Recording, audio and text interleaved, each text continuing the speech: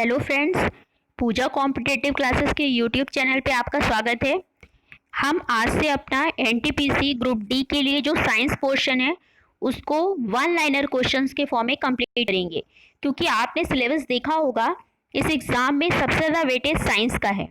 तो क्यों ना हम अच्छी तरीके से साइंस की प्रिपरेशन करें, जिससे हमारे मार्क्स मैक्सिमम आने के चांसेस बहुत ज़्यादा बढ़ जाएंगे। तो इसी सीरीज़ में हम अपना जो साइंस पोर्शन है उसमें केमिस्ट्री, फिजिक्स और बायो तीनों ही पोर्शंस को कंप्लीट करेंगे। तो इसी में आज हम केमिस्ट्री पोर्शंस का one liner objective question solve करेंगे, जिसमें आप डिटेल आंसर्स भी देखेंगे। तो बात करते हैं बिना टाइम गवाए। हमारा पहला क्वेश्चन है, अमोनिया के सृजन में काम आने वाली गैसें हैं। तो इसका आंसर हो जाएगा आपका option number D. Option number D में आपको क्या दिया हुआ है? नाइट्रोजन तथा हाइड्रोजन। तो आप देख सकते हैं नाइट्रोजन तथा हाइड्रोजन मिलकर के क्या बनाते हैं? अमोनिया। अमोनिया के निर्माण की विधि को कौन सी विधि कहा जाता है? हैवर्स। ये भी आप याद रख सकते हैं, क्योंकि हैवर्स विधि जो है वो भी एग्जाम में पूछी जा सकती है कि अमोनिया निर्माण की विधि जो है उसका क्या नाम है। तो ये है आपकी हैवर्स विधि। उसके बाद इसी से रिलेटेड और भी टॉपिक्स यहाँ दिए हुए हैं जो आपके लिए इंपॉर्टेंट है। आप चाहें तो इसको डिटेल में पढ़ सकते हैं और इस तरह से आप बहुत सारे एक क्वेश्चन से बहुत सारे क्वेश्चन तैयार कर सकते हैं। इसके बाद आगे बात करेंगे हम, पृथ्वी की परपटी में विशुद्ध रूप में पाई जाने वाली धातु है। तो पृथ्वी की परपटी में विशुद्ध रूप में पाई जाने वाली धातु कौन सी है? प्लैटिनम। तो आप देख सकते हैं ये इसका आंसर दिया हुआ है। उसके बाद इसी में आपको और भी इम्पोर्टेंट तथ्य भी दिए हैं कि सोडियम निष्कर्षण की विधि जो है उसका नाम क्या है? डाउन्स विधि है। और धोने का सोडा या वॉशिंग सोडा जो है आपका, उसका रासायनिक सूत्र क्या है? क्योंकि इस तरह के प्रश्न भी हमेशा एग्जाम में पूछे जाते हैं, तो आप इनको भी यहाँ से देख सकते हैं। हम देखते हैं अगला प्रश्न है हमारा, इसकी डिटेल स्टडी भी आप कर सकते हैं। ये आपका पूरा डिटेल दिया हुआ है। इसको डिटेल पढ़ने से आपके एक प्रश्न से बहुत सारे क्वेश्चंस तैयार हो जाएंगे। तो आगे देखते हैं हम, अगला प्रश्न है हमारा, जल का शुद्धतम रूप है। तो जल का शुद्धतम रूप क्या है आपका? तो ये आपको पता ही होगा कि वर्षा का जल। उसके बाद आगे देखते हैं, अगला प्रश्न है हमारा, पैरासीटामोल है। तो पैरासीटामोल क्या है? तो ये है आपकी एक पीड़ाहारी। फिर आगे इसके बारे में आप और डिटेल चाहें तो यहाँ देख सकते हैं। फिर बात करेंगे, अगला प्रश्न है हमारा, क्लोरोमाइसिटीन ये क्या है? तो क्लोरोमाइसिटीन ये आपकी एक क्या है? एंटीसेप्टिक। तो इसका आंसर हो जाएगा ऑप्शन नंबर ए। उसके बाद देखते हैं हम, इसका आंसर है आपका ऑप्शन नंबर डी। सॉरी, तो आप इसमें करेक्ट करिएगा। इसका आंसर है आपका ऑप्शन नंबर डी, एंटीबैक्टीरियल। फिर उसके बाद आगे देखते हैं हम, इसके बारे में और डिटेल यहाँ दिया हुआ है, एंटीबैक्टीरियल। तो ये आप इसमें से डिटेल पढ़ सकते हैं, इसके बारे में ये ऑप्शंस में यहाँ दिए हुए हैं। आगे देखते हैं, अगला प्रश्न है हमारा, वनस्पति घी के औद्योगिक उत्पादन की प्रक्रिया में शामिल है। तो क्या हो जाएगा इसका आंसर? तो इसका आंसर हो जाएगा आपका ऑप्शन नंबर बी, अपचयन। अपचयन के द्वारा हम क्या कर सकते हैं? जो हमारा औद्योगिक उत्पादन में वनस्पति घी का निर्माण कर सकते हैं। फिर देखते हैं अगला प्रश्न है हमारा, रासायनिक रूप से गन्ने की शर्करा है। तो गन्ने की शर्करा क्या है रासायनिक रूप से? तो इसका आंसर हो जाएगा आपका ऑप्शन नंबर सी, सुक्रोज। फिर देखते हैं अगला है हमारा, ऑक्सीकरण वह प्रक्रिया है जिसमें क्या होता है आपका? ऑक्सीकरण की प्रक्रिया में ऑक्सीकरण इलेक्ट्रॉन की हानि होती है। तो ऑक्सीकरण की प्रक्रिया में क्या होता है? इलेक्ट्रॉन की हानि होती है। तो आप देख सकते हैं ये दिया हुआ है आपका, ये भी आपको याद रखना है। हाइड्रोजन के कितने समस्थानिक हैं? तो आपको पता ही होगा कि हाइड्रोजन के टोटल 3 समस्थानिक हैं। तो ये आप देख सकते हैं, इसमें आंसर नंबर ऑप्शन सी सही हो जाएगा, जिसमें आपको बता रहा है कि हाइड्रोजन के 3 समस्थानिक है और ये तीनों समस्थानिकों के नाम भी यहाँ दिए हुए हैं। पहला है आपका प्रोटियम, दूसरा है ड्यूट्रियम और तीसरा है आपका ट्राइट्रियम। और इसमें आपको एक बात और याद रखनी है कि जो ट्राइट्रियम है वो आपका एक रेडियो एक्टिव तत्व है, जिसके बारे में आपसे पूछा जा सकता है। फिर उसके बाद आगे देखते हैं, अगला प्रश्न है हमारा, श्वसन के लिए समुद्री गोताखोर निम्नलिखित मिश्रण का उपयोग करते हैं। किस मिश्रण का उपयोग करते हैं? तो ऑक्सीजन तथा हीलियम। तो ये आपको याद रखना है, इसका आंसर हो जाएगा ऑप्शन नंबर डी, करेक्ट। फिर बात करेंगे, अगला प्रश्न है किसी निश्चित तापमान पर संतृप्त विलयन कैसा होता है। तो कैसा होता है, तो ये आपका दिया हुआ है ऑप्शन नंबर सी इसका करेक्ट हो जाएगा। और अधिक ठोस विलय घोलने में असमर्थ। तो संतृप्त विलयन मतलब अब इसमें हम विलय की एक भी मात्रा नहीं घोल सकते, तो आंसर सी इसका सही हो जाएगा। तो इसमें आपके तीनों प्रकार के विलयन दिए हुए हैं, संतृप्त, असंतृप्त और अति संतृप्त विलयन के बारे में, तो आप यहाँ से इसकी डिटेल पढ़ सकते हैं। उसके बाद अगला प्रश्न देखते हैं, लॉन्ड्री साबुन क्या है। तो लॉन्ड्री साबुन, तो इसका हो जाएगा आंसर ए सही, प्राकृतिक स्रोत के उच्चतर वसा अम्लों के सोडियम लवणों का मिश्रण। फिर देखते हैं, इसकी डिटेल यहाँ दी हुई है, आप चाहें तो इसको पढ़ सकते हैं यहाँ से।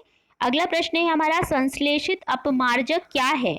तो संश्लेषित अपमार्जक क्या है, तो इसका आंसर हो जाएगा आपका ऑप्शन नंबर, क्वेश्चन नंबर 13 का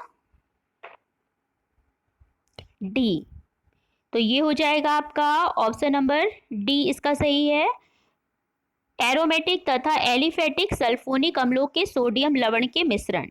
तो संश्लेषित अपमार्जक क्या है, ये आपको यहाँ दिया हुआ है, संश्लेषित अपमार्जक मतलब डिटर्जेंट।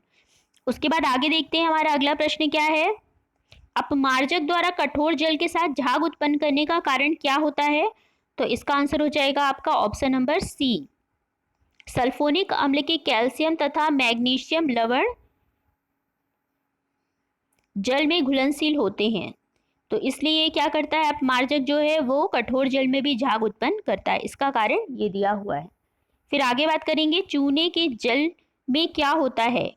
चूने का जल मतलब जिसको हम क्या बोलते हैं, लाइम वाटर। तो इसका आंसर हो जाएगा आपका कैल्शियम हाइड्रोक्साइड, इसमें क्या उपस्थित होता है, कैल्शियम हाइड्रोक्साइड। फिर आगे देखते हैं, अगला प्रश्न है हमारा, वायु के नमूने में क्या है। तो वायु के नमूने में क्या है, तो इसका आंसर हो जाएगा option number D, oxygen, nitrogen, carbon dioxide, जल वाष्प और कुछ अक्रिय गैसें। फिर अगला प्रश्न है हमारा, वायु में विभिन्न गैसों का अनुपात क्या है।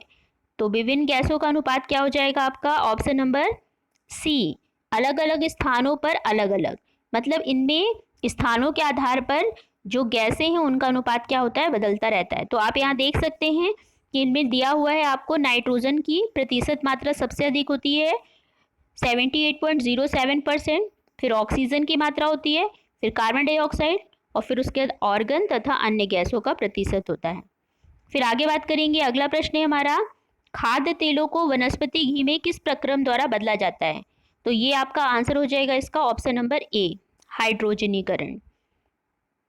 फिर देखते हैं अगला प्रश्न है हमारा, ये आप देख सकते हैं इसमें हाइड्रोजनीकरण की प्रक्रिया के आधार पे यहाँ और दो प्रक्रियाएं भी दी हुई हैं, आसवन और आपका क्रिस्टलाइजेशन, द्रवाकरण जिसको बोलते हैं, तो ये दोनों भी आप देख सकते हैं यहाँ।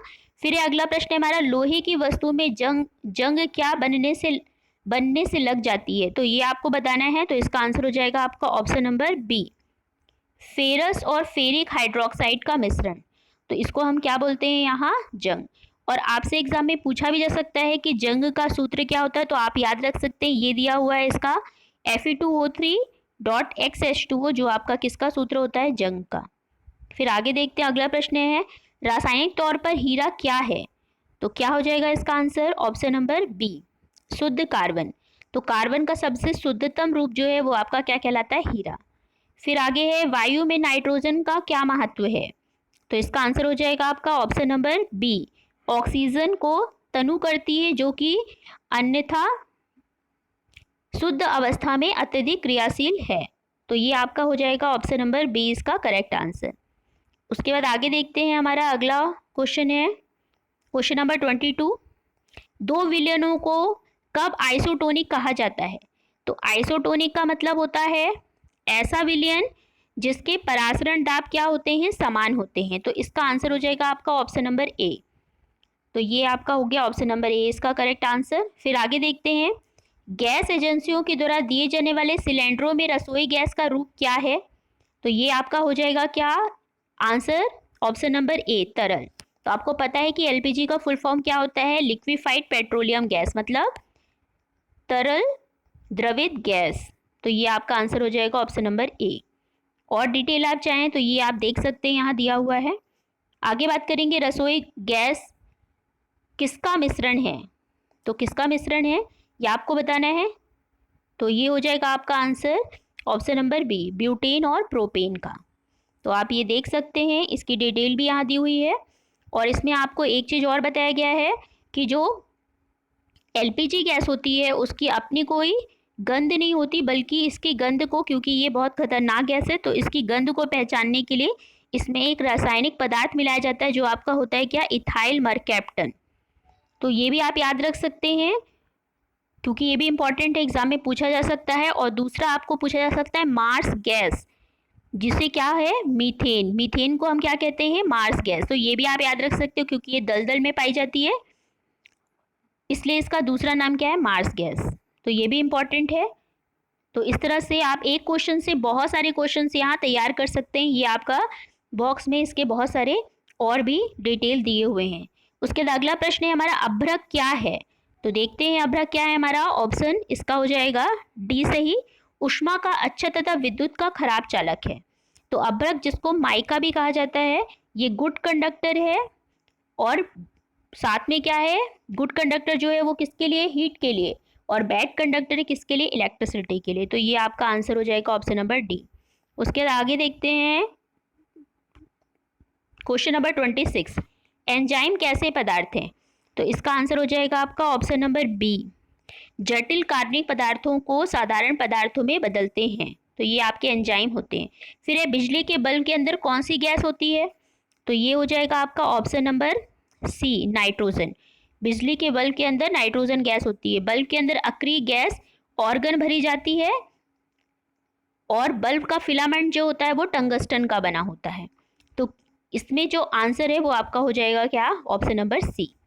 फिर आगे देखते हैं, कभी कभी ये देखा गया कि जब हम किसी शीशे के बर्तन में गर्म दूध या जल डालते हैं तो वह चटक जाता है, इसका क्या कारण है? तो इसका कारण क्या हो जाएगा आपका ऑप्शन नंबर बी, खौलते हुए द्रव अधिक दाब उत्पन्न करते हैं। तो दाब के कारण जो शीशी है वो क्या हो जाती है, चिटक जाती है। अगला प्रश्न है हमारा, जंग लगे हुए लोहे का वजन बिना जंग लगे हुए लोहे से क्या होगा? तो क्या होगा इसका आंसर, ऑप्शन नंबर ए, कुछ अधिक। मतलब जंग लगने पर क्या होता है, आपका लोहे का वजन बिना जंग लगे हुए लोहे से अधिक होता है, क्योंकि उसमें जो अधिक और जो तत्व हैं वो आकर के जुड़ जाते हैं, जिसके कारण उसका वजन क्या हो जाता है, बढ़ जाता है। आगे देखते हैं, अगला प्रश्न है हमारा क्वेश्चन नंबर 30, परम शून्य ताप क्या है? तो परम शून्य ताप आपका क्या है, इसका आंसर हो जाएगा ऑप्शन नंबर बी, सैद्धांतिक रूप से न्यूनतम संभव तापमान, जिसका मान कितना होता है आपका, तो इसका मान होता है -273 डिग्री सेल्सियस। तो आप देख सकते हैं ये। तो इस तरह से हमने आज अपने रसायन विज्ञान से संबंधित 30 क्वेश्चन कंप्लीट किए हैं, जो आपके एनटीपीसी ग्रुप डी के लिए बहुत ही महत्वपूर्ण है। और आपने देखा कि हमने एक क्वेश्चन से संबंधित कितने सारे और भी इसमें डिटेल पढ़ा है। तो आगे हम 30 के बाद बाकी और क्वेश्चंस भी डिस्कस करेंगे। तो मुझे उम्मीद है कि आपको मेरा ये वीडियो पसंद आया होगा। अगर आपको पसंद आया हो तो आप मेरे चैनल को ज़रूर सब्सक्राइब करिए, वीडियो को लाइक करिए और अपने फ्रेंड्स के साथ शेयर भी करिए। तो मिलते हैं अगले वीडियो में।